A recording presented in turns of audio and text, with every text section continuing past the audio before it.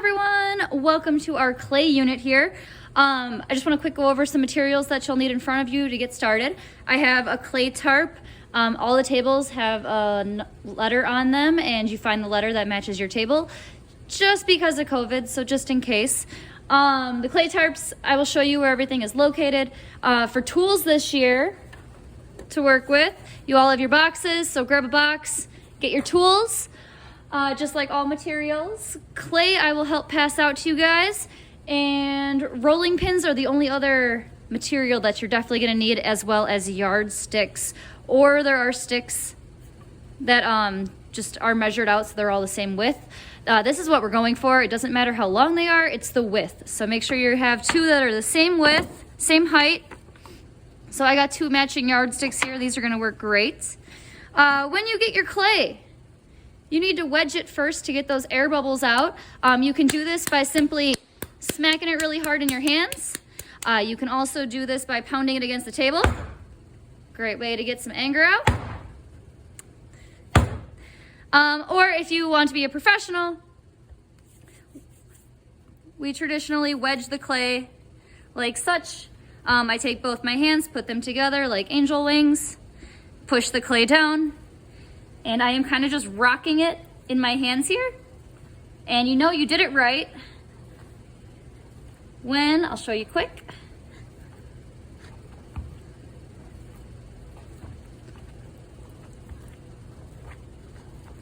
It starts to look like a ram's head. So like these are the horns on both sides. It should start to swirl. And from the top, it kind of looks like the animal, a ram. But you can do it any way you want. I know smacking it's kind of the most fun. People always ask me how long you should wedge clay for. There's no like x-ray goggles I can use to see if all the air bubbles are out of your clay. I say 2 minutes is usually a good time. So as long as you're smacking it, hitting against the table for about 2 minutes. If you are smacking it against the table, the tarp does dry it out a little bit. I did forget to mention why we're working on a tarp and not the table. Your clay would stick to the table. So once you start rolling it out and doing stuff with it, it would get stuck and I wouldn't be able to get it off without scraping it and ruining your projects. So we have the tarps because the clay does not stick to the tarps, comes right off, really easy to work with. So let's get started. I am going to start with the mug project. So once your clay has all the air bubbles out, you need to make a nice big slab of clay for your mug. So I'm just going to stick it in between my two rulers here. We have the rulers so that when we roll out a slab using our rolling pins, the rolling pin just sits right on top and it'll make a nice even slab. The slab will be the same thickness as our rulers here. So I'm going to roll this out. While you're rolling it out, it is a lot easier to just keep flipping it. You will notice cracks. Cracks only get worse in your clay. The tarp will dry it out quite fast. To add water to my clay, I typically use the sponge in my clay box and just add a little bit of water. The edges will crack a little bit no matter what. When you add water though, I would not want to roll this right away without flipping it because it's going to stick. So when it's wet, I got to flip it again.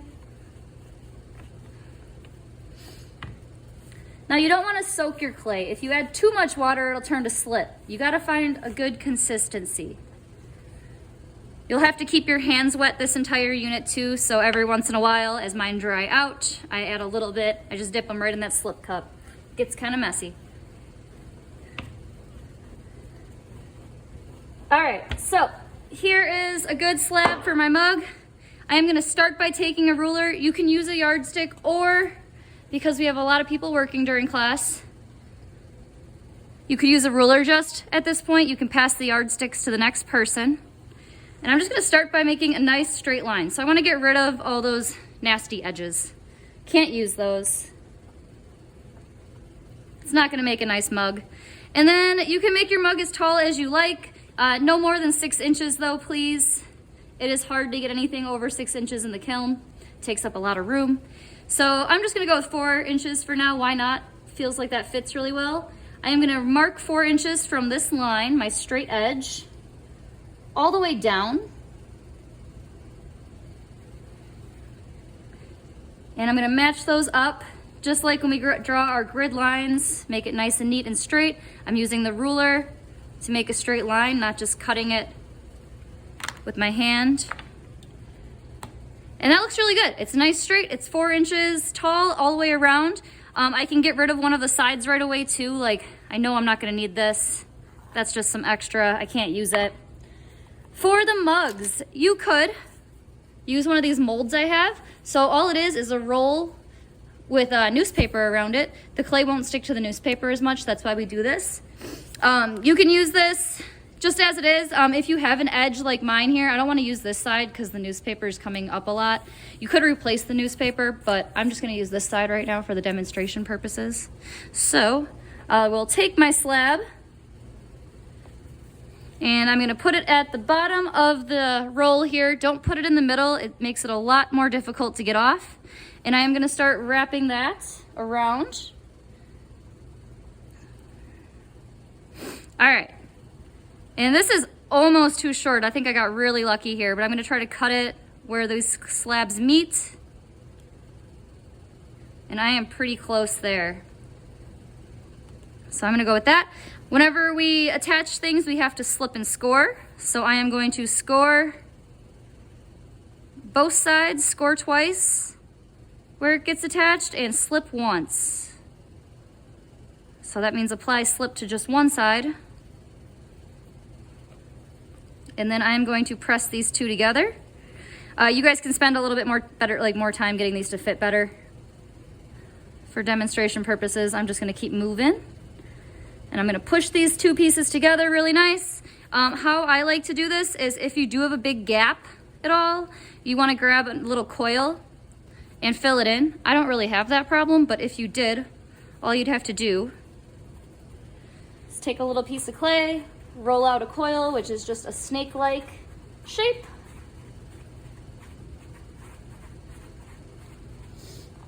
And you could fill the gap with it. So if you have that, you can use a coil. I don't need to.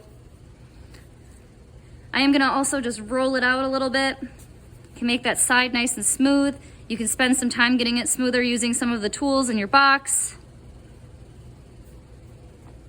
Might have to add a little bit to the edges. That's the only spot I'm having problems, but I already made that line disappear. I like to roll it a little bit too to try to get it to get a little bit wider. So try to get a good view for this. You can see it's not really stuck on the tube. It actually will pull off super nice and easy. So I'm gonna go ahead and set the wall of my mug aside. I'd have to re-wedge this clay now because there's tons of air trapped in it. So I'm just gonna quick do that.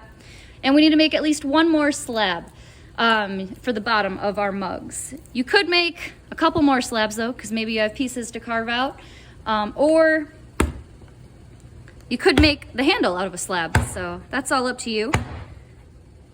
Typically for handles, I like to start with a coil, but both work just fine.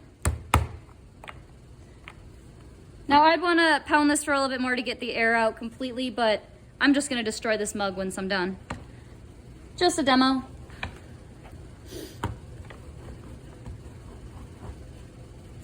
Perfect. Once it's nice and flat then, all you have to do is place your mug wall on top of there, and then we are going to cut around the edges. So when you cut around the edges, leave it a little bit bigger on the circle. And I know I'm gonna get my head in the camera here, I really need to see what I'm doing.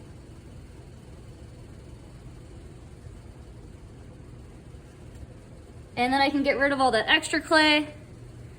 And again, I would have to attach the bottom. So when I attach something, slip and score both parts.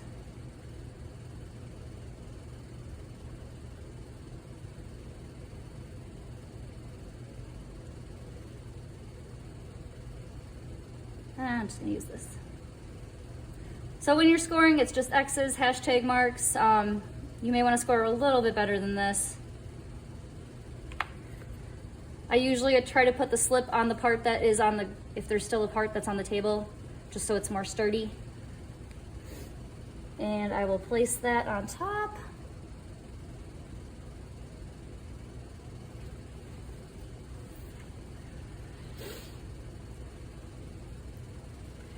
Press down a little bit. And I left that little bit of extra clay, like why I cut it just a little bit bigger on the circle is so I can kind of push that clay up onto my mug and fill in any gaps that were there. So it's nice and easy. Just keep going around. This just takes some work to clean it up, really. That's all it is.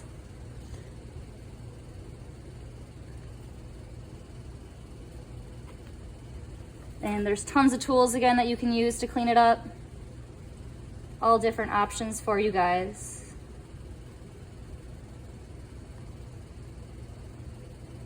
If you ever see cracks in your clay, fix them right away.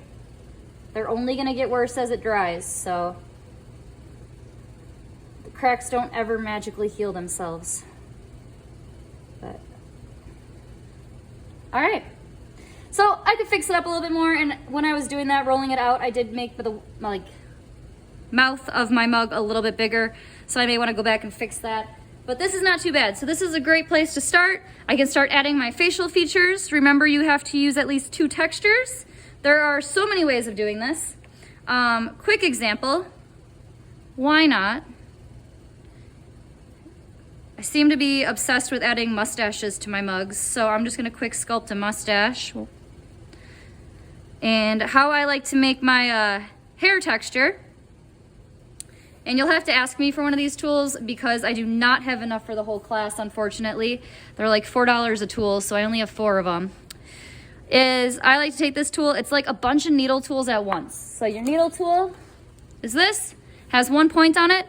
You can make some really cool texture lines, but if you want a lot at once, so you got a lot of hair or something to fill in, this just scratches the whole thing all at one time.